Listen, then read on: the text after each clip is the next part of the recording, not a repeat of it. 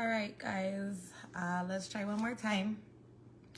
So what's up? My name is Alexia, and for those of you that do know, I come on here, I share some stuff, and so today I want to talk about how I survived, and this is my story of faith and healing and domestic violence awareness.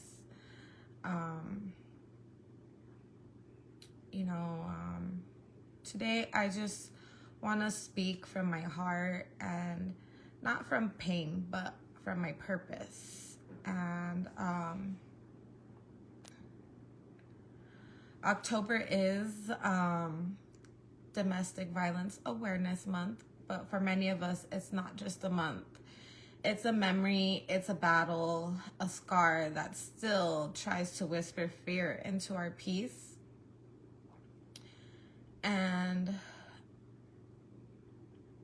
I'm not here to talk about something that I read in a book, or I found it in a magazine, or, I'm here to talk about something that I lived through. Because I'm not a victim. I'm a survivor, and I stand here because God made me a way when there was no way. So, that in itself is a miracle. My personal story is there was a time when I didn't think I'd ever see peace again, when I was walking on eggshells, trying to keep peace in a place that had no love. And I learned to smile through bruises, not just ones you can see, but the ones nobody ever asks about,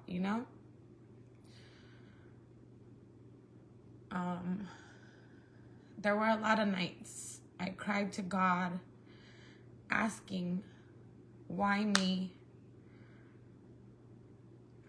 How did I end up here? Why does someone say they love me and they want to break me? And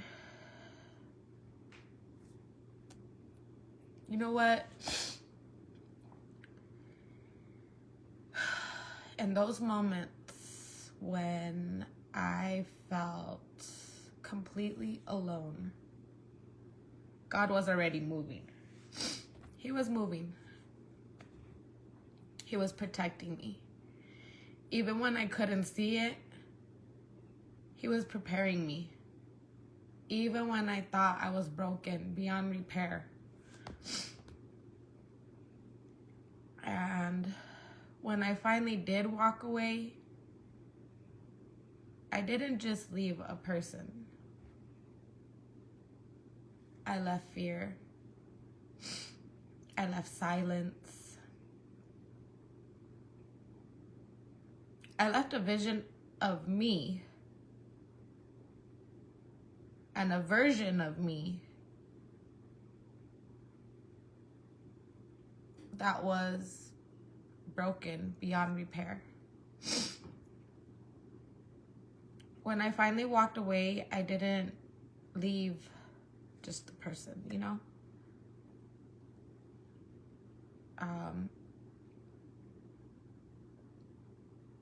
It was a version of me that forgot her worth. So I just kind of want to get into some real facts, guys, about Tucson and Arizona truth. And I feel like it's important about what's happening right here in our community. We focus on homelessness, we focus on drugs, we focus on those things. But when do we sit back and focus on domestic violence? people that do have homes, people that have families that are facing violence or some kind of abuse in their home.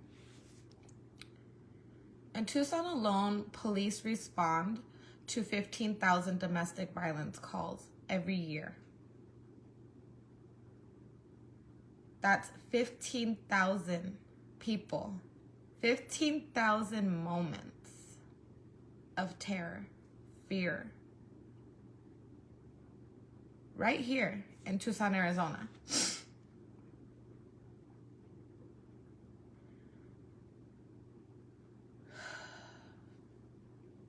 15,000, okay?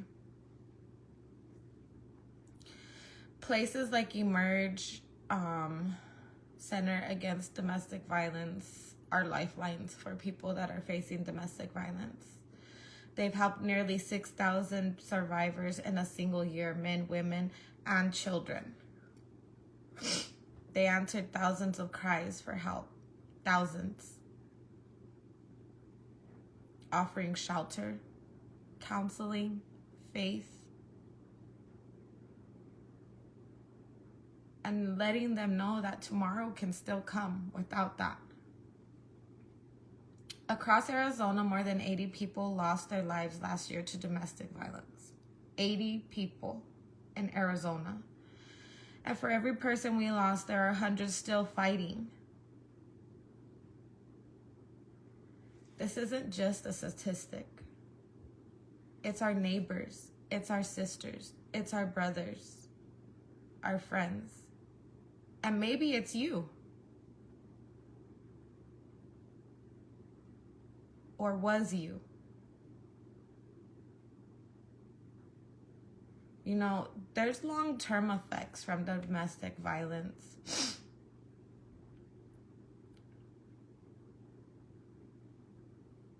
And that's what people don't see. See, what people don't always understand is that abuse doesn't end when you walk out the door. The bruises fade, but the impact stays in your mind, the body. Your spirit is broken.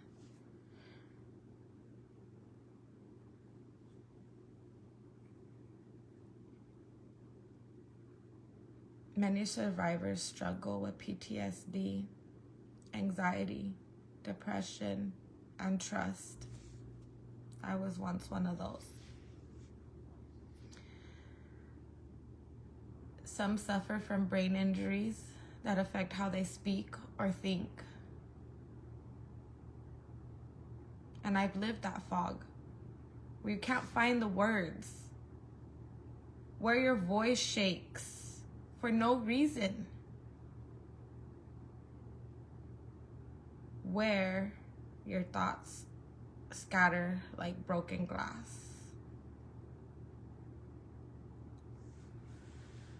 For a long time, I used to stay quiet, not because I had nothing to say, but because I had forgotten what my voice even sounded like without fear. When you are silenced for so long, speaking up feels like a war inside your own chest. But God started to restore me piece by piece. And that's why I share this stuff with you guys. He reminded me that my voice is my weapon. And the same mouth that once began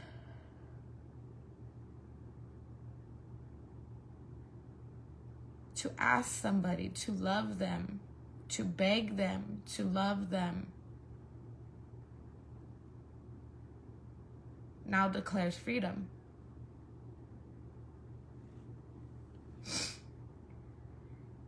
You know, my faith and my transformation is my spiritual growth.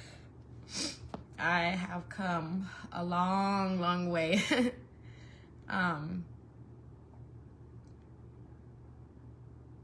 Through my journey with domestic violence, it taught me that healing doesn't come from revenge. It comes from release. I had to let go and let God. And I had to learn to forgive, which was one of the hardest things I ever had to do in my life because I was so broken and hurt. And the trust that God gave me and told me He would deal with what I couldn't. My healing didn't happen overnight. It didn't happen the next day. It came in stages, through prayer, through tears, through forgiving myself for staying too long. And slowly, God turned my power and showed me my pain was my power. He showed me that my body was a temple. I'm not here to be drained by the devil's work.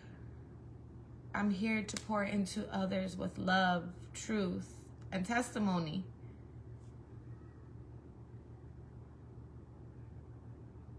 But now I speak with strength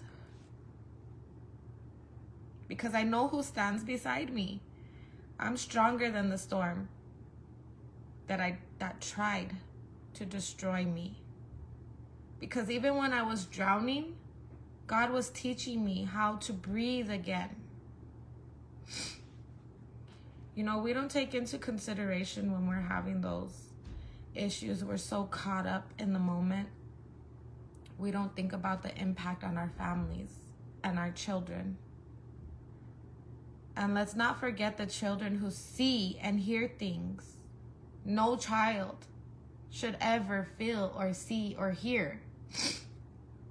Children who grow up thinking violence is normal, love is control, and silence is safety. Some grow up with speech delays, anxiety, fear of expressing their self and being who they are. That's why it's important we break the cycle. Not just for us, but for the kids, for the next generation.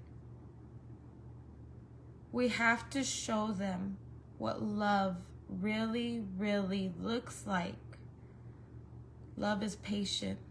Love is kind and never harmful. We must build homes filled with prayer, not pain. Homes where the only thing that breaks is chains. Literally. You know, there's a lot of encouragement and resources out there. From survivors to survivors, from professional places, ministries, churches. If you are watching this today, okay,